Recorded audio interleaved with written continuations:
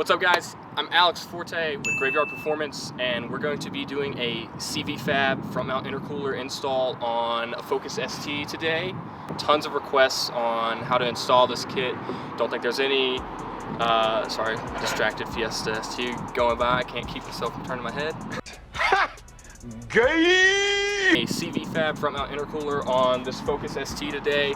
This is actually my personal Focus ST, got it as a daily driver, and if you've ever had a Focus ST, then I'm sure you know the importance of your charge air temperatures, how beneficial front mount intercooler is on this platform. On this car, under a third gear pull, you can see about a 30-degree increase, sometimes even more on a hot day. Just from 3,000 RPMs up to red line, it's a pretty drastic temperature increase that really pulls the power out of the car.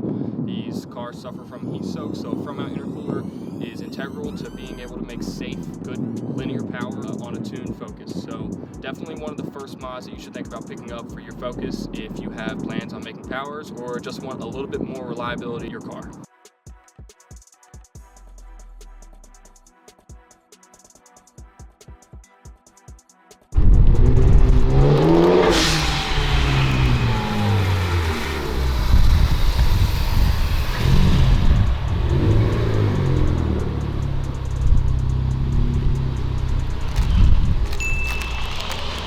You're gonna get us in trouble.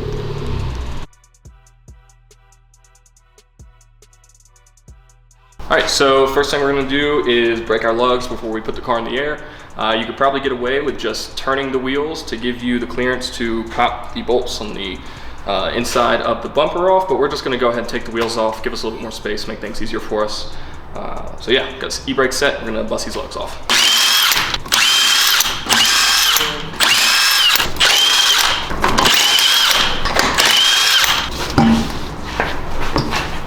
Now that we've got the lugs broke, we can put the car in the air. We've got a lift, so it makes our life a little bit easier. If you're doing this in your driveway at home, it's totally doable with the jack and jack stands. Okay, so we're gonna take the headlights off first. Takes a T30 Torx.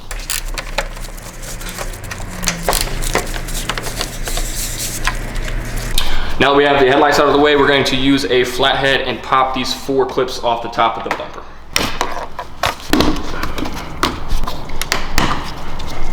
Okay, so we are going to have to disconnect the hood latch from the bumper, which means once we get this bumper off, or really once we disconnect this latch, we cannot close the hood. So make sure you don't close the hood because it's gonna be a huge headache to get it back open without this latch. So you can start by popping the latch out from its little housing right there, pulling this forward to give it a little bit more play, and then feeding that wire through, and then it's free. Okay, so now we're gonna pop off the bolts right here on the side. Mine are already kind of loose. You will probably notice this as we go further with this installation, that this car has a very long history, should I say. So typically these should be 10 millimeters, but you might find yours are different. As long as you have a wrench set, socket set, you should be able to get all these bolts off without having too much trouble. I actually didn't even need the gun. I'm just pulling this one off by hand. Okay, so we're gonna go to the underside of the vehicle as well as the inside of the fender, or what's left of the inside of the fender in my case. This is a rebuilt title car. As probably some of you know, these cars get beat up pretty bad, especially when you're looking in the heavily used market. Some things may be different from your install. So if we look under the car right here, you're gonna see we're missing this under tray to the bumper, and then the under tray to the bottom of the oil pan and the trans and everything. If you've ever changed your oil, which I really hope you have, you will know how this comes off. Typically it's just a few T30 screws that hold the tray in. You pop that off, they actually mount right into these red clips right here. Pretty simple stuff. Once you get that off, the bottom of the bumper should be loose, ready to come apart. We just need to move into the inside of this fender well right here. So I'm gonna use a T30 now to pull the bolts off the inner liner of the fender. There should be one right here, just under where the bumper meets the fender, and then one at the bottom. Obviously, I'm missing one, so it makes my life a little bit easier. Just like that. So the last bolt between the fender and the bumper right here is a 10 millimeter on both sides. I'm gonna use 2 inches and pop that off. Okay, so we're going to pop off the bumper from the fender. It's pretty simple, you just pull back on them.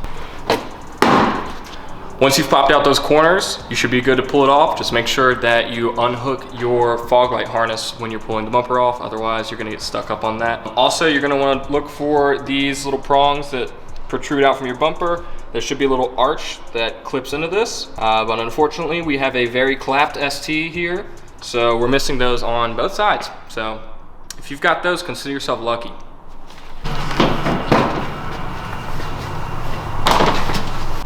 All right, so now we've got the bumper off and we're running into more questionable things that are going on with this car.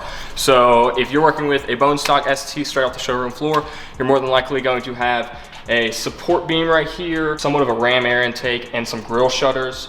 The ram air, it simply unclips from here and you pull it right out. Two T30s that take out the big plastic piece that go across this crash beam. And then the grill shutters can be pulled out from underneath this crash bar. You just have to make sure you unhook the harness. All right, so we've got to take off 2 bolts on the underside of the intercooler. They are 8mm, one on the left, one on the right, and then we also have 7mm on the clamps of the charge pipe that go into the intakes of the intercooler. So we'll knock those off right now.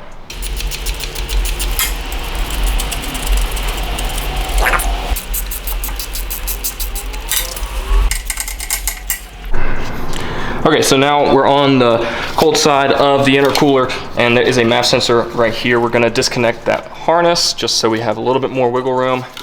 We will transfer this over to the new intercooler in just a bit. So now I wanna disconnect the charge pipe on this side. They are a little tight to get off, so I suggest just squeezing, wiggling, and using the play in the intercooler to pop it off, but it should come off with just a little bit of force.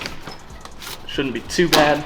If you need, you can use a flathead, but that's off just like that. We're gonna do the same thing on the other side. Again, if you've got stock charge pipes, you're able to squeeze them and get a lot of leverage on it.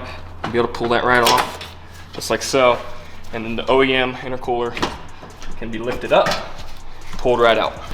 Okay, so now you can see we've got the stock intercooler off the car, sitting side by side with our CVFab product.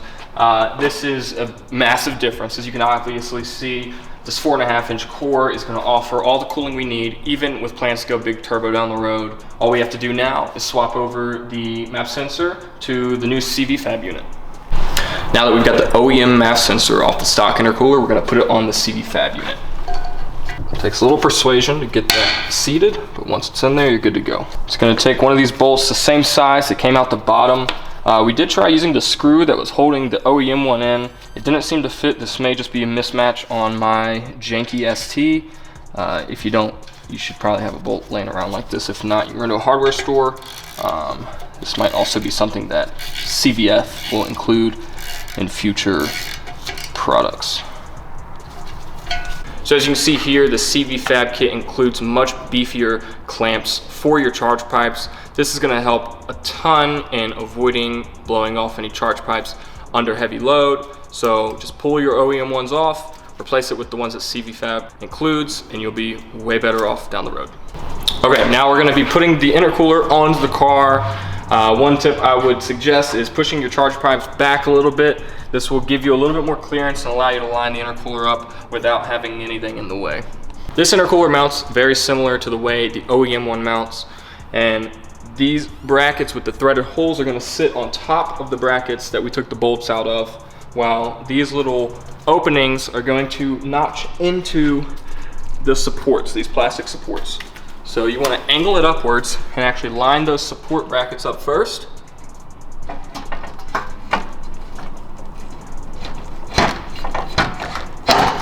Once you have those lined up, you should be able to rest it onto the brackets that will be bolted in just like so. Now we're going to take the 8mm bolts that were mounting the OEM intercooler into the support bracket and just thread those finger tight into this CVF unit. And do the same on the other side. Now that the intercooler is being held in place by the bolts, we're going to be able to slip this charge pipe on and actually put some force into it without worrying about knocking the intercooler off the car.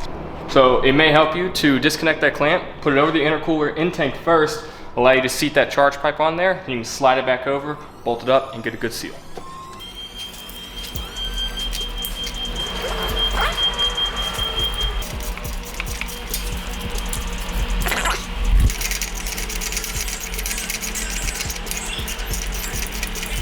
One of the last things we need to do is finish up tightening the bolts that are holding the intercooler on the bottom. So use an 8mm, get those nice and snug, and then don't forget to plug in that MAF sensor. One thing you may have noticed on this intercooler is this bung right here with a plug in it. This is actually to drain any condensation that may gather inside the intercooler over the course of its lifetime.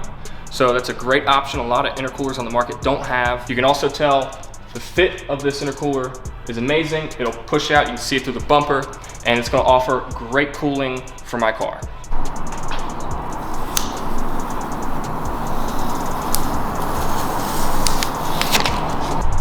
Okay, so we put the bumper and the wheels back on. We just followed our steps in reverse. So once you do that, don't forget to plug in your fog light harness and torque those wheels down, make sure you're good to go. And that wraps up your install on the CVF intercooler kit.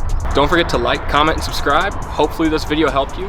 If for some reason the parts and the bolts aren't lining up to what you're seeing in front of you on your car, feel free to reach out to us. We've got tons of reps all over the country that are willing to help and know these platforms like the back of their hands. All of these products made by CVFab are available at graveyardperformance.com. Feel free to hit up a rep and see what kind of deals we can work out with you.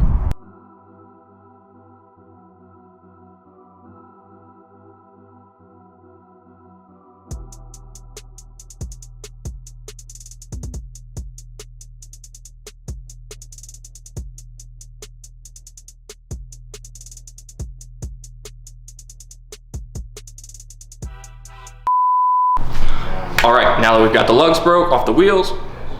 All right. You know how it goes. He says, All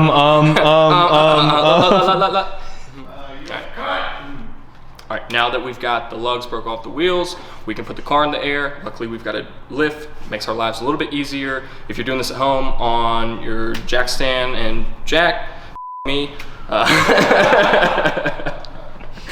This install is going to take 3.5 hours, mostly because of the cuts that we're going to have to make. All right. God, I can't do anything. I'm just gonna